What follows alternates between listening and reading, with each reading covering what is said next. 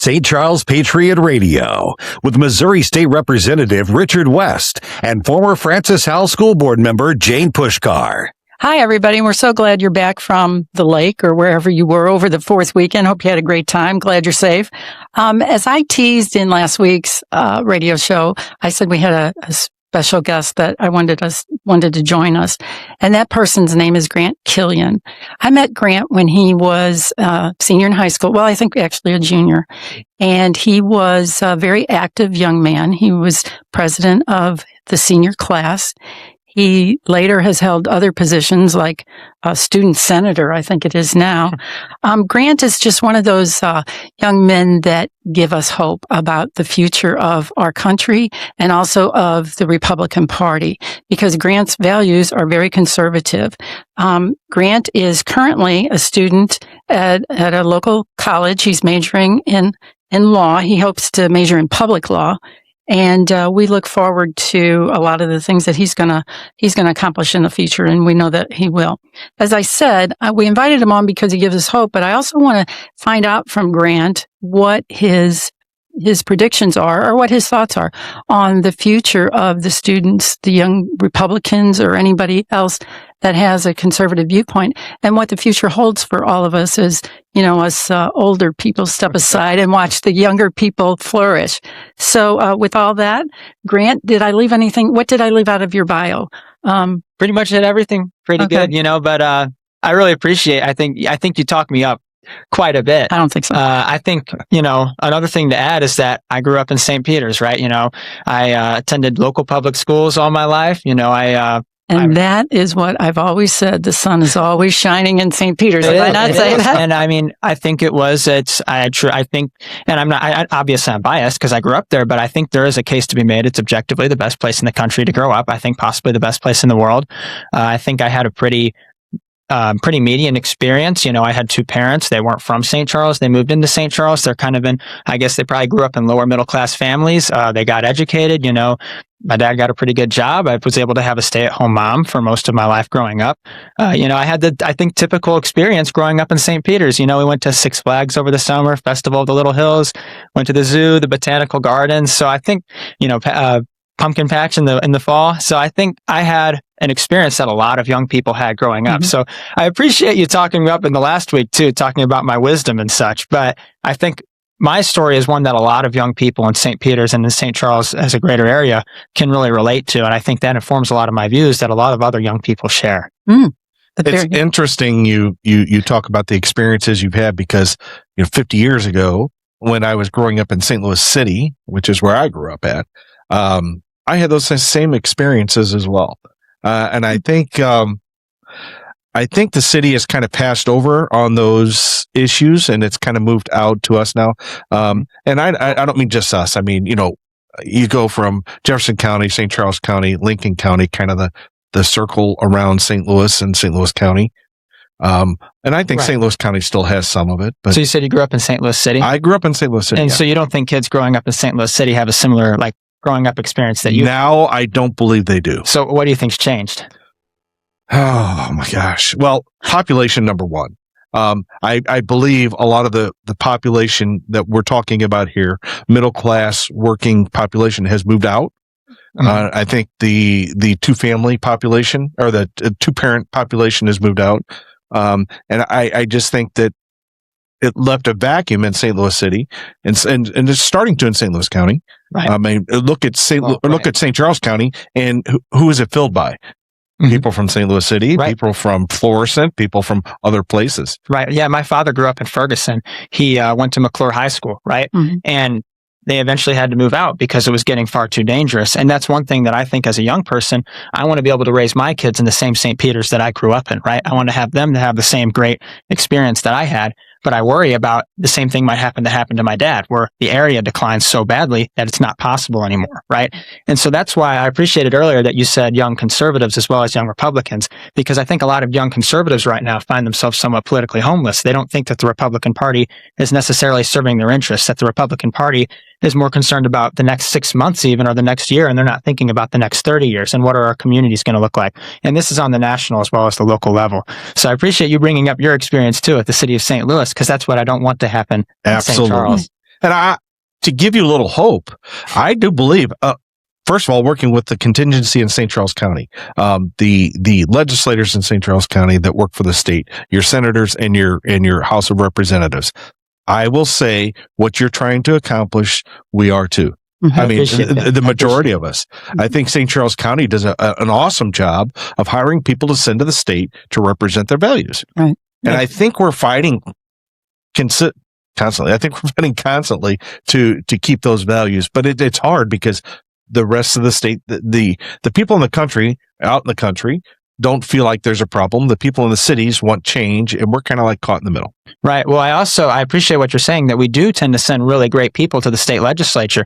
You, Senator Schnelting, we had Senator Onder, who's now Congressman Onder. We had Senator Eigel. We have really great people representing us. I think the issue is local government, and they're really the ones with the most control over the decisions, right? So Grant, I got a question for you. Yes, ma'am. You talk about that, but tell us what you think that either we, meaning the other generation, or the established Republicans can do to help you in this journey, because it sounds to me like you said they're lacking in what they do. Is it messaging? Is it resources? What is it that we can do to help further the things that you and your friends want to do? I appreciate you asking, because that's a really great question. Obviously, young people need to get far more engaged than they are. A lot of young people don't think local elections are very serious when local elections are the most important elections. One of the things we've seen in St. Charles over the past 20 years is the expansion of apartments, right? It's a total explosion. And this has been talked about heavily in the county executive election as it plays out.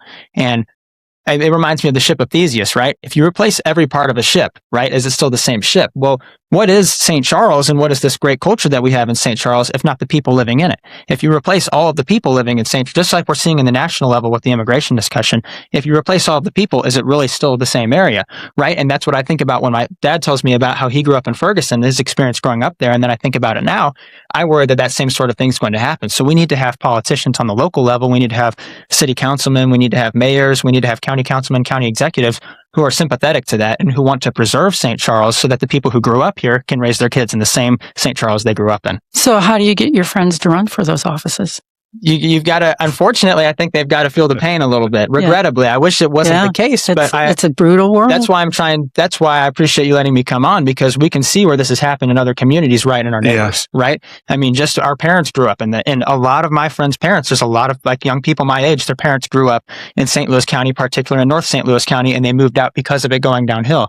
And they need to understand that the same thing's going to happen in St. Charles if we don't realize the problem and take steps to combat it. So a couple things. First, if we wait until they feel the pain, it's already too late. That's the way I feel. Yeah, no. But on a bigger picture, I constantly get, and I have children that are a little older than you, so they have looked for homes and bought homes, luckily, in St. Charles County. But you have the argument about affordable housing, which now some of the apartments lead to that. I'm not advocating for apartments. Believe me, everybody knows my position on them. But apartments do lead to affordable housing for new families to possibly start up. The problem is, we have to protect these affordable housing units and make sure that they're not, I got to be careful what I say here, because I don't want it. First of all, it's not a race issue. It's not, a religious issue. It's more of an issue of letting the government get involved in automatically placing people in certain places because affordable housing is there. Well, you mentioned those things. Do you think it's a cultural issue? Do you think St. Charles is a distinct culture? I think St. Charles, well, if I say yes, I would be lying, because we brought in a lot of culture from North County. Mm-hmm. Right. I'm not from North County. I'm from Central City. And certainly you can share that same culture, right? Regardless of where you're from. It's just like America. But we've mixed the culture in St. Charles County. Again, if you want to come into St. Charles County and assimilate to the way we in St. Charles County want to work, I mean, this is like our bigger issue with immigration, right? It precisely is. And that's why I was just telling this to Jane the other day, is that I think that St. Charles is ground zero for this discussion, to be honest. I agree. We can be very emblematic of what's happening in the whole country. And I don't think there's anywhere like St. Charles in the whole country. I've been around the country, I've traveled, and I think St. Charles is totally unique, and there's nowhere else I'd want to raise raise my kids. And that's why I think it's important that we fight to keep it the way it is. Yeah, don't bring your St. Louis City to my St. Charles County. I mean, that's. But it's true. Well, yeah, I understand that, but how do you can't stop that? Yes, you can. Okay. Well, you brought up affordable housing. I think there's something to be said that when we have such a nice area, you might have to pay a bit of a premium to be there. And that just might be part of the deal, right? And that if you kind of get what you pay for, right? And if we try and go downhill, we can look at what happened to North County in the 70s, 80s, and 90s. Their big push for affordable housing that also included government assistance housing. And then that area proceeded to go downhill. So I sympathize with everybody who talks about affordable housing.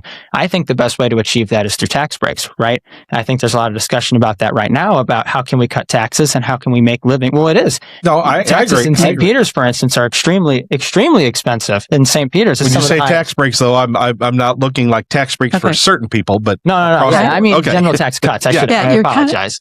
Okay. So tax breaks. I was going to go down the road of one of the biggest. No. Yes. Now wait a minute. One of the biggest expenses that you have once you buy that house, then you have to pay taxes, right? Yeah. And one of the biggest portions of that is your school tax. Absolutely. Mm-hmm. Yeah. And so that is where, I mean, if you want good schools, you got to pay for them. I mean, that's a given. You don't pay a premium on a house when the area is decaying. Right. And we have some of the best schools in the state. And in St. Peter's, we have the France South School District, we have the Port Zumwalt School District. Yeah. And because of that, there's so many people who don't send their kids to private schools. But even at that, there's things at the Francis House School District. That's my wheelhouse. Right. No, I appreciate that. They can do a whole lot better. Just like right now, they're talking about a proposition. I'm going to call it Proposition because it's called Prop O, but I call it because what they're doing is they're taking 12 and a half cents from the debt service levy and putting it in operating expense.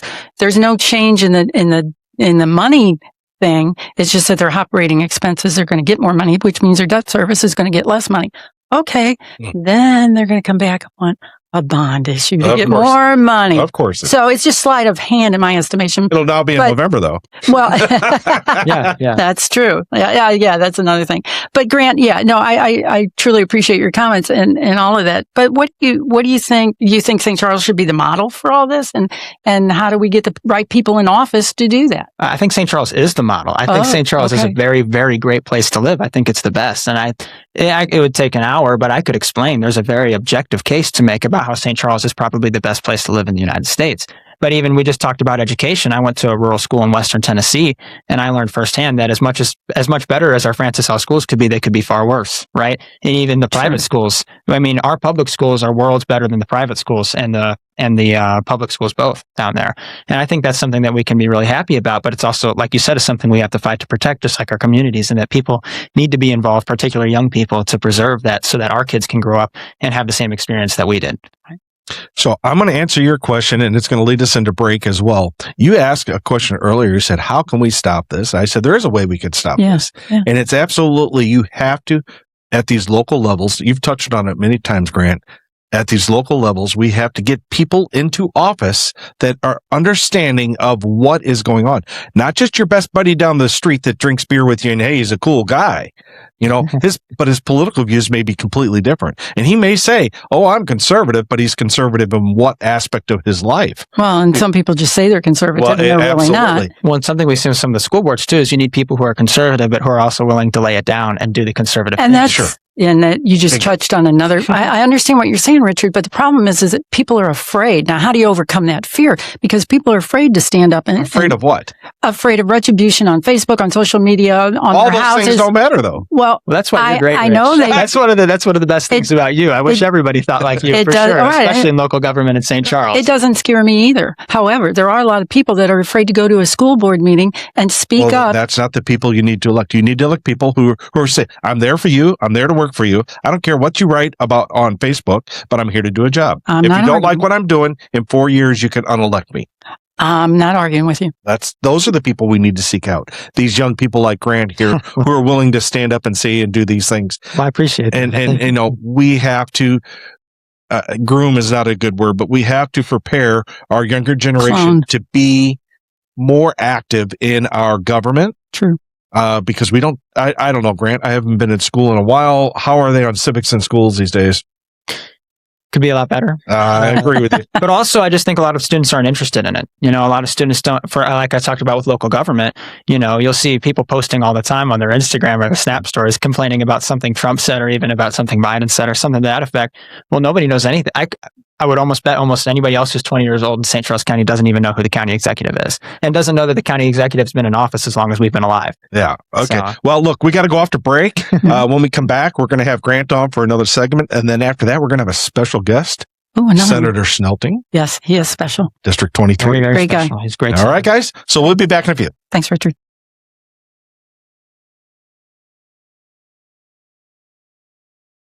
St. Charles Patriot Radio with Missouri State Representative Richard West and former Francis Howell School Board member Jane Puszkar. I'm so glad everybody stayed to listen to St. Charles Patriot Radio. We had a little bit of a fiery segment last time, and so we're going to try to tone it down this time, right, guys? Yeah. Yeah. We were just talking off break. So, Grant, I want your opinion. Yes, about something that Richard brought up last week, and he talked me kind of off of my opinion, but then I went back and I thought about it. I thought, no, I'm back to my original opinion, and that was about flock cameras. Flock cameras to me are a scourge, and I don't think they should be up there, especially after I see that they film everybody walking on the street. I mean, that's kind of another privacy invasion. I don't think the world needs more cameras. I think they need less surveillance. So, Grant, what's your opinion? So I think flock cameras, in large part, there are definitely some concerns with them, but I think that if those concerns are properly addressed, that they can be a very effective tool for law enforcement.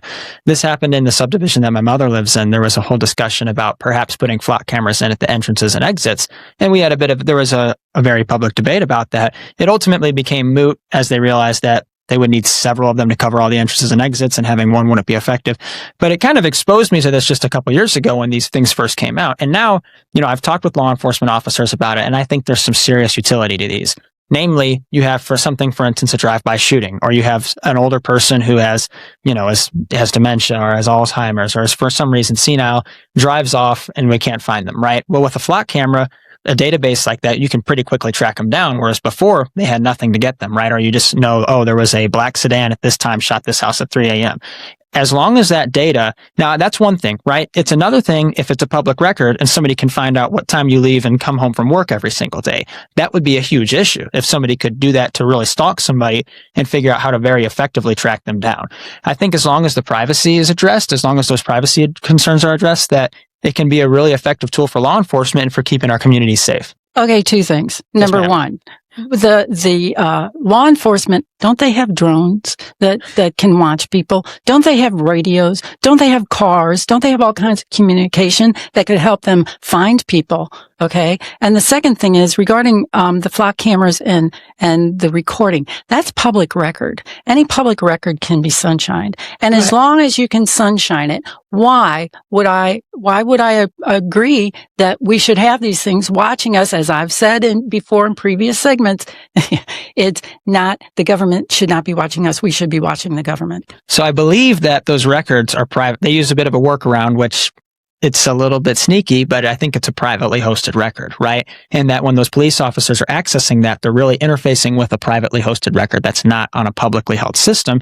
So it's not a public record, right? Now, there probably should be a carve out in the Sunshine Law for it, because I think that's it's questionable whether or not it's really a public record, but the way the courts have looked at it right now, that sort of thing would not be considered a public record. It wouldn't be subject to sunshine request.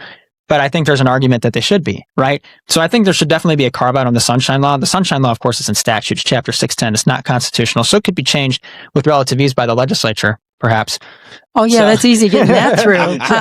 Yeah, just give it to Richard. He'll get it through. So I'm going to finally chime in here. I'll let you guys get it all out. Wow. If I stand out on a street corner and just film the corner every day, that's legal. There's nothing wrong with that.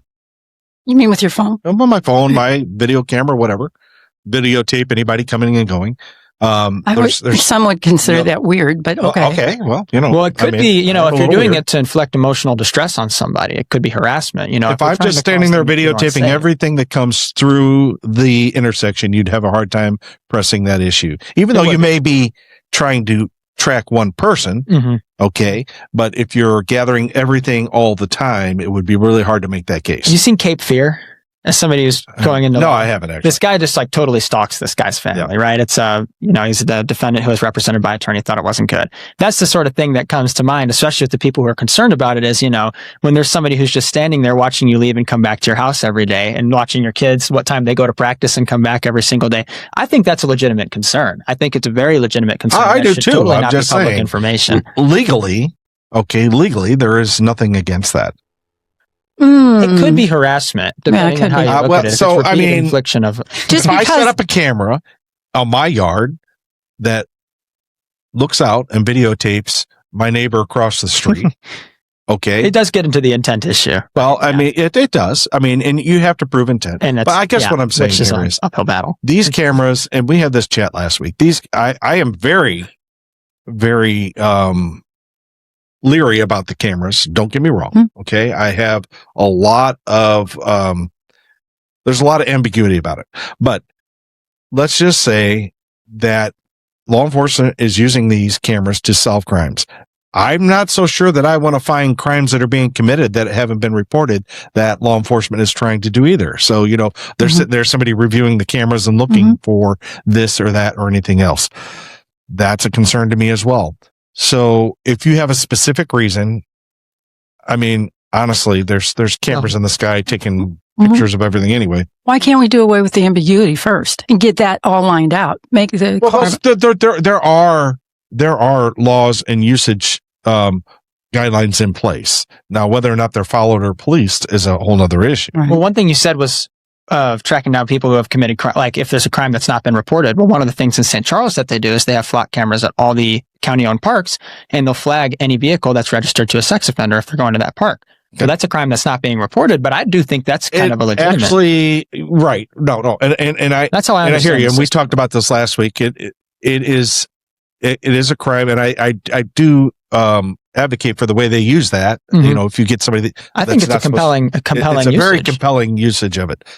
But on a street corner looking for people that are jaywalking or things like that. That's a great, that's a different story. Different story. But I posted on my Facebook this last week about a young lady that was accused of a crime, and the way the police department used the footage from the flock cameras really was indignant to her, took away some of her self-respect, and treated her like she was a criminal. And when it all came down, it wasn't even her. She wasn't even part of the issue. But they swore it was. And, she had to, the problem with flock cameras, you become proven guilty. And you have to prove your innocence. And look, guys, a police officer for a long time, it should be the other way around. Innocent, and they have to prove you guilty. And that's an evidentiary issue, I think. That's not necessarily a problem with the cameras. That's a problem with how we're trusting these things. Well, it's a problem in how we're using the cameras. Well, and I think that kind of gets to what I talked about earlier, is that people my age are growing up in a world that older folks didn't grow up in, right? And that you guys, there was probably the idea of having cameras in every single street when you were growing up would have been unthinkable, right? Whereas now everybody has a camera and a microphone in their phone. They can videotape in extremely high quality. And now we have cameras all over the place. And that's just something that, as a young person, I think, wow, the world is really changing. And I'm wondering what's the world my kids are going to grow up in. So are you at all concerned as a young person that you're losing your freedoms and your privacy rights? Well, that's where I think it has to be handled. We have to be very careful about how we use these tools. I don't think the tools themselves are necessarily totally problematic. I think it's about how they're used. If they're used to intrude on privacy, I just think the capability to intrude on privacy has expanded exponentially. One thing that comes to mind is the use of infrared cameras to find out if somebody's cooking drugs in their house, right? And the Supreme Court's weighed in on that. But that's something that the founders could have never contemplated, that we would be looking. We have the technology to literally look through somebody's walls and see what they're doing. Yeah. Well, now we can look in and see everything you say practically, everything on your phone, everything you text people. We have cameras all over the place that can see how you're traveling, where you're going to and from. We recently had geofencing was a big issue at the Supreme Court. That's something that wouldn't have been conceivable even 20 years ago.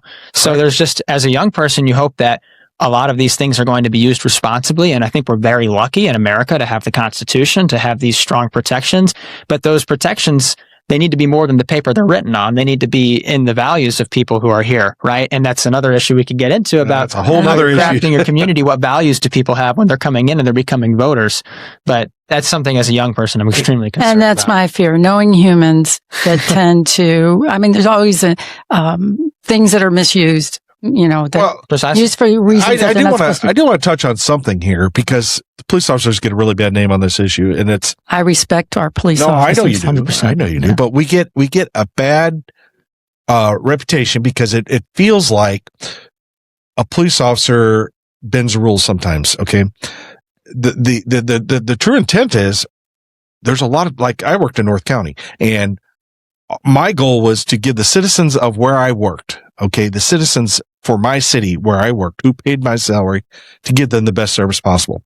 If I've got, and believe me, this would happen all the time, you got a group of older folks that live on a quarter of a block there, and the rest of the block is taken over by the thugs, and they sell the drugs on the street corners. These folks can't even go out their yard, and they call and they call and they call, and there's nothing we can do because when we go, they take off running, or I had a problem with, they say you have more than 3 kids on a street corner, you'd have to scatter them off. I'm like, they have a constitutional right to be there, don't they?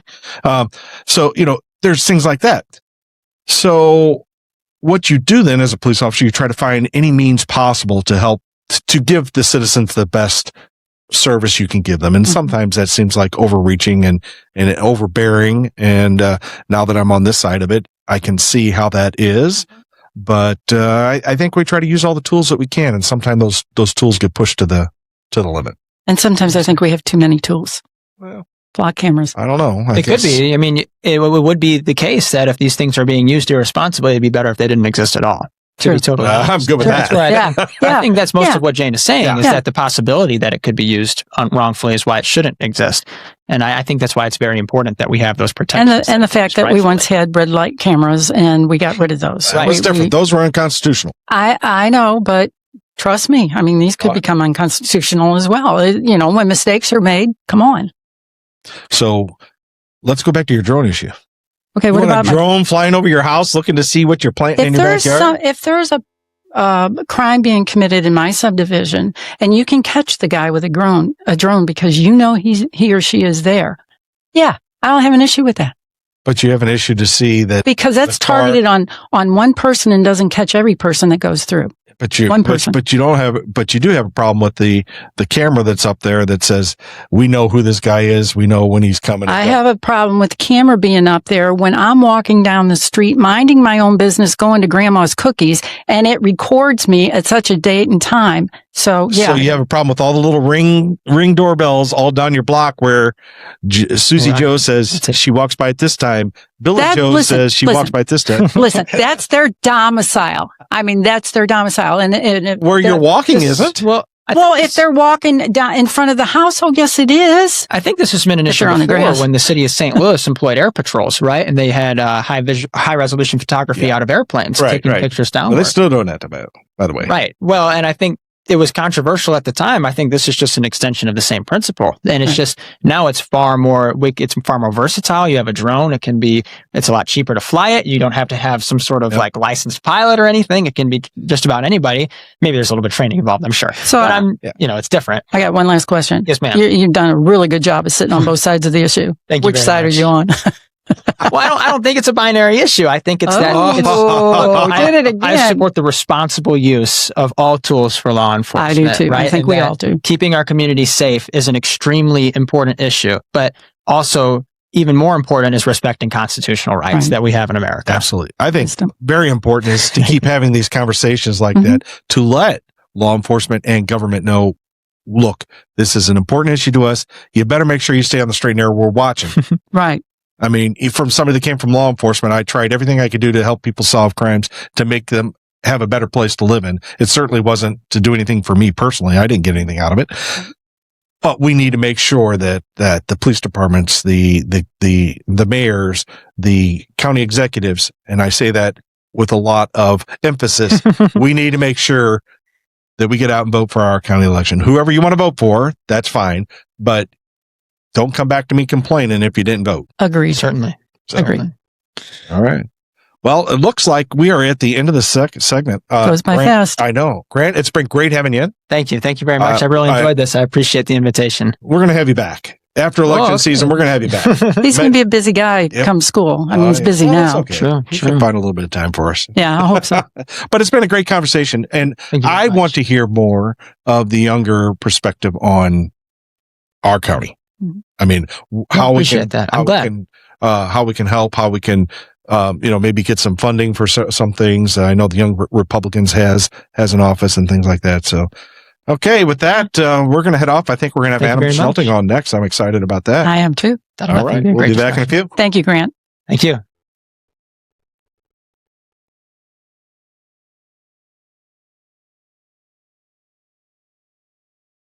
St. Charles Patriot Radio with Missouri State Representative Richard West and former Francis Howell School Board member Jane Puszkar. Welcome back to St. Charles Patriot Radio on this wonderful Sunday afternoon. As promised, we have a special guest with us this afternoon. It's Senator Adam Schnelting from District 23, just north of the beautiful land of southern St. Charles County, where my district is. He's my senator. Well, you are lucky. I know. We have two really good senators in St. Charles. Well, actually, I hate to say that because we have three really good senators in St. Charles County. Adam, are you out there today? Hey, I'm here with you. Thanks for having me, guys. Great. It's great to have you on. You're one of my favorite people in the Senate up there. We work well together, and I think all of St. Charles County works well together. But we want to touch base with you going into this election season, but we want to talk about some of the legislation that you've done this year that you actually, you worked hard on a lot of things, but you actually had some really good pieces come over the finish line this year and probably going to be signed by the governor. How did you feel about this session?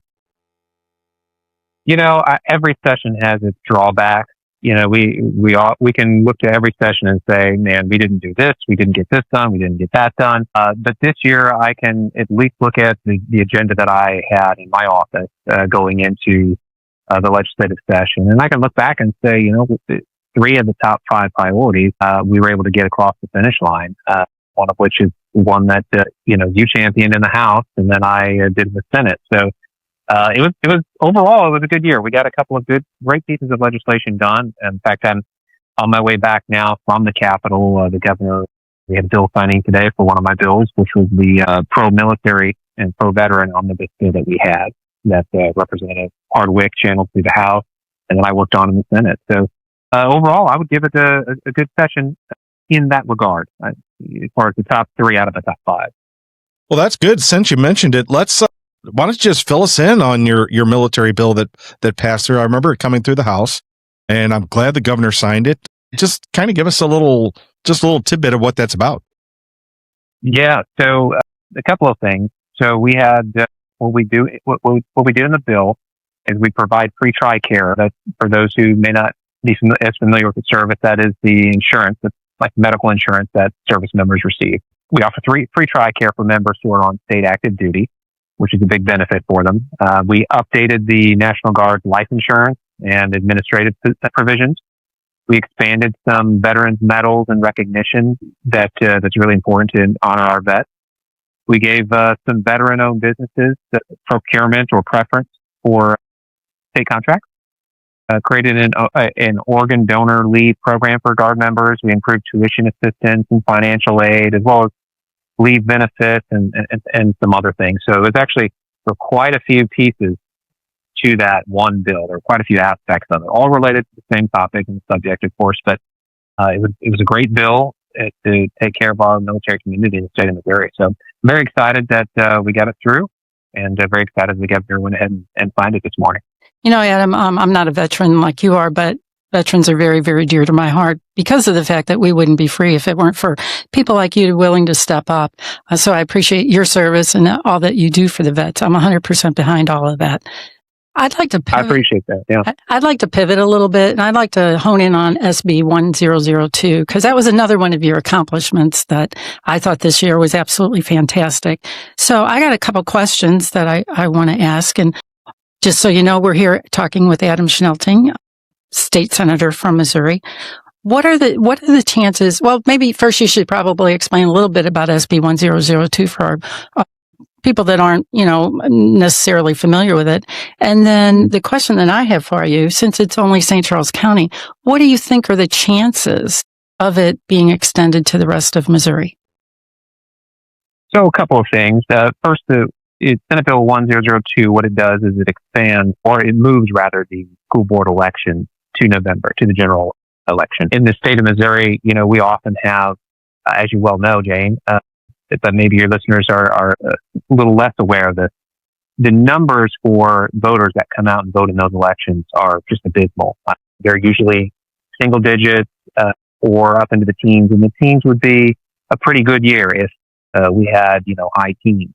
So when really in November elections, we've got 50, 60 plus % of Missourians coming out to vote. So what the bill does is it ensures that there's a greater buy-in from the community, that parents and other stakeholders, taxpayers in the district have a greater say as to what happens on our school boards and in our school districts. So at the end of the day, your question was, what are the chances that it gets expanded to the rest of the state? Well, I can tell you, initially, the bill, I had it drafted for the entirety of the state. That's what I personally prefer, of course. But in speaking with many of the representatives and the senators in Jefferson City, there was just no path for it at this time.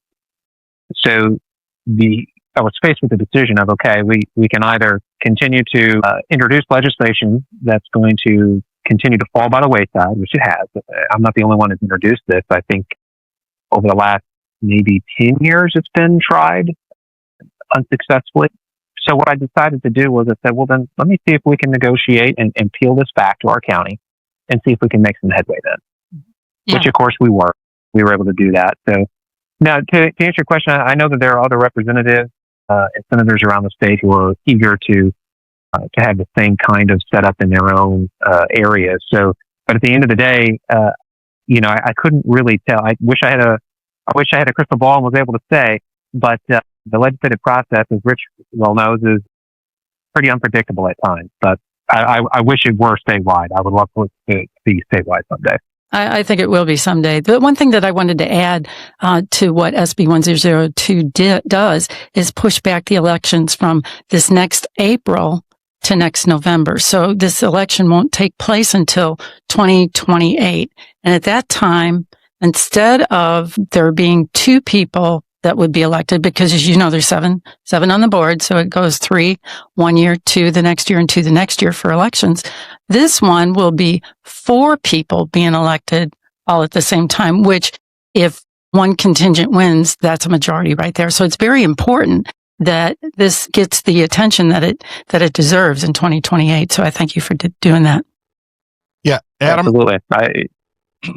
Sorry, didn't mean to cut in there. You want to finish your thought? No, I was just going to say I'm glad that you and I were able to tackle that together and champion it together. So yeah, it was a great piece of legislation. I've carried it for the last 4 years in the House, and it never gets any traction. And I was glad you were able to get some traction on the Senate side. Huge win for the people of St. Charles County. And I had many representatives on our side of the House ask, hey, can we put an amendment on there and include us? I'm like, hey guys, you had a chance.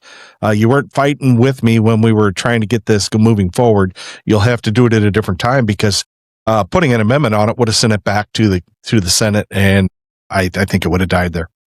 Absolutely. So thanks again for working with me on this. It was a great teamwork. And I think, it'll be great for Missourians and specifically St. Charles Countyans. But another piece of legislation that you worked on this year that I was actually very interested throughout the whole process, listening and learning about this, was SJR 95, the Show Me Prosperity Fund. I think this is going to be a good thing moving forward. Adam, can you explain to the listeners exactly what this resolution is? Yeah, absolutely. So last year, I decided I wanted to think outside the box a little bit, and essentially came up with what is going to be Amendment 7 on your ballot in November. And what it is in the legislature, it was SJR 95. What I want to do, Rich, is I want to reimagine how we fund government. So what I proposed and what I am proposing is a monumental shift in how we view government and how we view funding its operation. So think about it this way. We tax our citizens on their businesses and on their income. We tax them every year on their homes and their cars. We tax them on their food and on their clothes. The legislation that I proposed, and which will be Amendment 7 in November, would establish a Show Me Prosperity Fund. And that fund would act like an endowment fund. It's created with the intent of eliminating all state-imposed taxes by replacing the revenue derived from those taxes with the revenue earned from the fund in the form of annual distribution. Compound interest is a really powerful force, as you both probably know from investing in your retirement accounts. Albert Einstein once said that compound interest is the eighth wonder of the world, and he who understands it earns it, and he who doesn't pays it. The bottom line is this: if Missouri harnesses the power of compound interest, and we invest into the S&P through that fund, within several generations, Missouri could be the first people in America to not be taxed by their state government. So it's a whole new way of doing things. It's a new, not just revenue source, but a whole new model for revenue generation. Adam, I have a question. Does the SJR 95 go into where these funds are going to be invested? Are they going to be invested in index funds, individual stocks? No individual stocks. Those are too risky. And when someone thinks about the stock market and they think about risk and everything like that, they think of downturns. Well, you're usually thinking in terms of single stocks. What this does is it requires it to go into one place, the S&P 500, and these are ETFs, these are index funds. So it tracks the entirety of the large American market. So the bottom line is, if something would ever happen with the fund, because I've had one individual say, well, what if, the fund goes insolvent? Well, if the fund goes insolvent, the initial amount of money that we as a state invest into it and let grow over time, we're not going to be concerned about having lost that money, because if this goes down, that means the S&P goes down, which means our entire system is collapsing. The dollar collapses, the world collapses. And so I'm not at all concerned about that, given the fact that it has to be invested wisely across index funds, across the entire market, and not single stocks. Yeah. So like I said, listening to this transpire on the floor, and just to let folks at home know how well St. Charles County works together.